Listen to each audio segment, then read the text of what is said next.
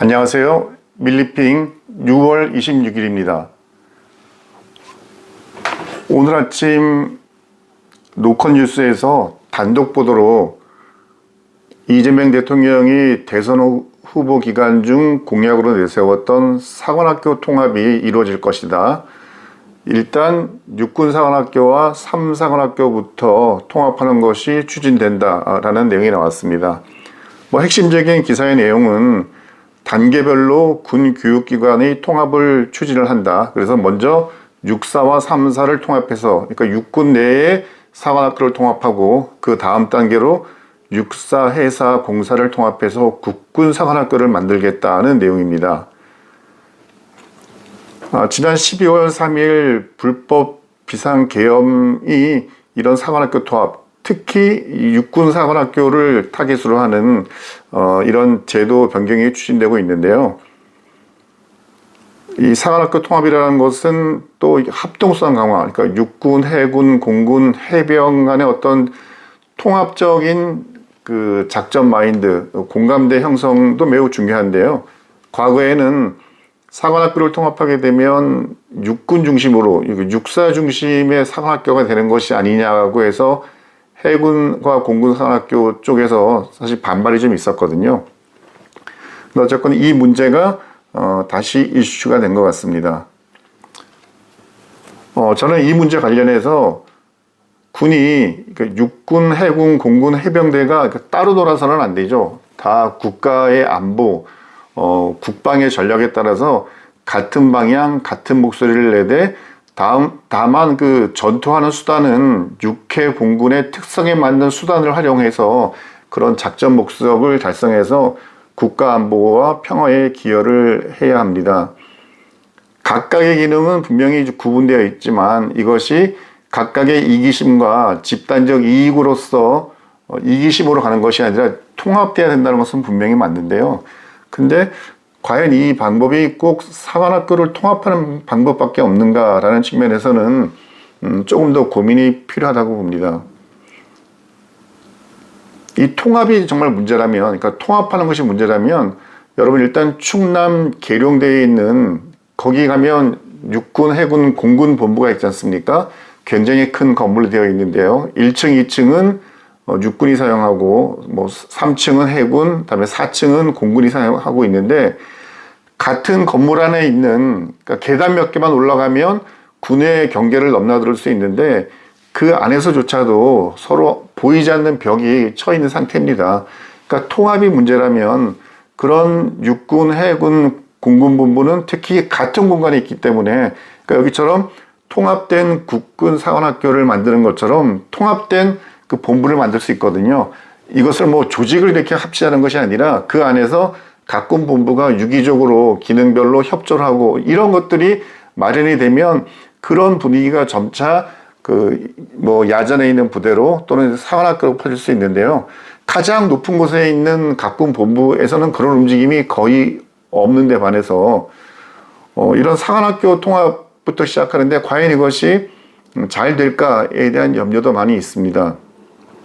저는 개인적으로 합동성의 문제 또는 이제 육사 출신이 지난번 12.3 비상계엄에서 보여줬던 매우 바람직하지 못하고 국민들 눈높이에 못 미치는 그런 모습들은 사관학교를 통합한다고 해결되는 것이 아니라 통합이 되건 또는 개별로 있건 그 본연의 교육 목적을 달성할 수 있도록 교육에 좀 더 이제 집중이 돼야 되고 그 교육을 통해서 올바른 사관 생도를 만들어내야 한다고 봅니다. 우리가 늘 군대의 모범으로 보는 미국을 생각해 보십시오. 미국의 웨스트포인트, 아나폴리스, 공군사관학교 이렇게 다 있는데 거기에서는 사관학교 통합이라는 이야기가 나오지 않지 않습니까? 그냥 각계의 사관학교가 자기의 그 존재 목적에 따라서 생도들을 잘 길러내고 그 생도들이 실제 군복을 입고 계급장을 달고 야전에 가서는 자기 임무를 잘 수행하고 있습니다. 우리가 굳이 사관학교를 통합해야 된다고 생각한다면 그러면 미국은 왜 통합하지 않음에도 불구하고 미국 군대가 강한 군대로 남아있는가에 대한 해답도 같이 찾아야 한다고 생각합니다. 계엄에 대한 우려 또는 뭐 이런 뭐 여러 가지 우려되는 상황은 뭐 이런 것도 생각할 수 있겠죠. 그러니까 12.3 비상계엄 때는 육군 사관학교 출신 뭐 장군들 인원들이 주도를 했다면 과연 이렇게 사관학교 세계가 통합이 됐을 경우에는 그런 위험이 사라지는가? 그러니까 사관학교에 통합하고 비상계엄과 같은 사태가 직접적인 연관성이 있느냐 없느냐. 그러니까 통합이 되면 비상계엄 같은 게 안 생기고 지금처럼 분리되어 있으면 그런 것이 생기고 이런 것은 아니라는 거죠. 저는 그 사관학교의 통합도 물론 뭐 고려할 수 있는 것이고 그 통합이 되면 통합되는 쪽으로 우리가 좋은 제도를 발전시키면 됩니다. 군에서 교육을 받을 수 있는 기간이 몇 단계가 있는데요. 이제 가장 첫 번은 그 사관학교 다닐 때죠. 그러니까 사관학교 다닐 때 육해공군 사관생들을 통합해서 교육하면 좋겠다. 첫 번째. 두 번째는 소위기급 때. 그러니까 육군 같으면 소위를 달게 되면 자기의 병과학교에 가서 가장 장교로서 기초적인 교육을 받게 되거든요. 주로 이제 육군 같은 경우는 전라남도 장성 쪽에 있는 학교에서 교육을 받게 되는데 소위 때 교육을 받으니까 그때 소위 교육을 뭐 육해공군을 통합해서 하는 방법. 그다음에 세 번째는 또 대위 때 교육을 받도록 되어 있습니다. 그래서 육군 같은 경우는 대위 때 교육을 받는데 그럼 대위 교육을 육해공군을 통합하는 방법이 있죠. 네 번째는 소령 때도 교육을 받도록 되어 있어요. 그러면 소령 교육을 육해공군을 통합. 이 소령 교육은 사실 대전 자운대에서 육군, 해군, 공군 대학이 있는데 이 대학을 통합하는 과정으로 만들고자 하는 시도는 이미 있었죠. 근데 이제 이거를 이제 굉장히 오랫동안 해왔었는데 지금은 그게 다시 그냥 육군대학, 해군대학, 공군대학이 따로따로 교육하는 것으로 다시 이제 분리가 된 상태고요. 중령이 되면 합참대학교를 가게 되는데 사실 합참대학교는 모든 사람이 가는 것이 아니라 일부 선발된 인원만 가기 때문에 육해공군 통합이라는 면에서는 조금 다르죠, 기존과는. 그래서 사관생도 때, 소위 때, 대위 때, 소령 때, 약 한 이런 네 번의 이런 그 통합교육 기회가 있는데요. 이 중에서 어느 시기에, 어느 계급에 통합을 하는 것이 좋은지, 그리고 그 통합이라는 것이 결국 군의 전투력 향상, 합동성과 긍정적인 상관관계가 있는지를 따져봐서 그 기준 아래에서 사관학교를 통합할 것인지, 소위 교육을, 대위 교육을, 소령 교육을 어느 것을 통합하는 게 좋을지를 판단하는 것이 가장 좋다고 생각합니다. 앞으로 이 통합에 대해서 지금 이재명 정부에서 또 신임 안규백 국방부 장관 청문회를 통과하게 된다면 장관이신데요. 좀 종합적으로 따져서 이 문제를 접근했으면 좋겠습니다. 1차적으로 저는 육군사관학교와 삼사관학교를 통합하는 것은 기본적으로 찬성합니다. 왜냐하면 육군의 장교를 임관하는 과정이 지금 굉장히 여러 가지로 흩어져 있거든요. 그리고 이제 육사도 마찬가지고 삼사관학교도 마찬가지고 그러니까 신입생 모집에 또 나름 어려움을 겪고 있고 또 그 입학하는 생도들의 일종의 자질 뭐 이런 문제에서도 몇 가지 문제가 드러나고 있습니다. 그래서 육사의 인원을 정원을 조금 현재 뭐 한 300여 명인데 좀 늘리던지 해서 육사가 약 한 300여 명, 삼사관 학교가 약 한 500여 명인데요. 그럼 합하면 800여 명이잖아요. 그럼 뭐 이것을 다시 한 400명, 500명 선으로 해서 좀 인원을 전체적으로 좀 줄이되 그 수용 인원들은 조금 더 늘려가지고 차라리 그렇게 일단 육군 내의 사관학교를 통합하는 것이 좋겠다고 생각합니다. 미국의 웨스트포인트는 한 학년이 1000명이거든요. 그래서 1000명이지만 그들이 이제 다 인간하는 건 아니고 그러면 육군사관학교 같은 경우도 약 400명, 삼사관학교랑 통합해서 400명, 500명 정도 수준으로 만들어서 그 중에서 우수한 인원들을 소위로 인간하도록 만드는 그런 제도로 발전을 하는 것이 저는 개인적으로 바람직하다고 생각합니다. 아무튼 삼사관학교의 통합이 어떤 형태로 진행되는지는 더 지켜보는 것이 좋겠습니다.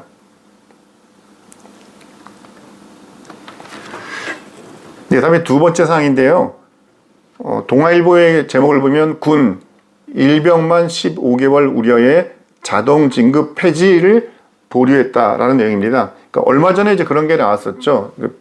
그 병사들의 진급을 하는데 때만 되면 무조건 계급을 올라서 뭐 2등병, 1병, 상병, 병장 되는 것이 아니라 1병까지는 때만 되면, 그러니까 보통 지금이 2등병이 2개월, 1병이 6개월이거든요. 그러니까 총 8개월만 지나면 자동으로 상병을 달았는데 이젠 그렇게 해주지 않겠다. 그러니까 상병 또는 병장은 일정한 테스트를 해서 그 테스트를 통과한 사람에게만 그 계급을 달게 해주고, 그 테스트에서 떨어진 사람은 그냥 일병을 달고 계속 군생활을 하는 거죠. 그리고 전역하는 날, 마지막 날 병장 계급을 달아준다는 거거든요. 그래서 이제 이런 진급제도의 문제점에 대해서는 이미 이제 많이 논의가 됐었고, 병사들 사이에서도 좀 말이 많았고, 또 군대를 다녀온 예비역들 또는 이제 병사들의 부모님 굉장히 많은 논란들이 있었습니다.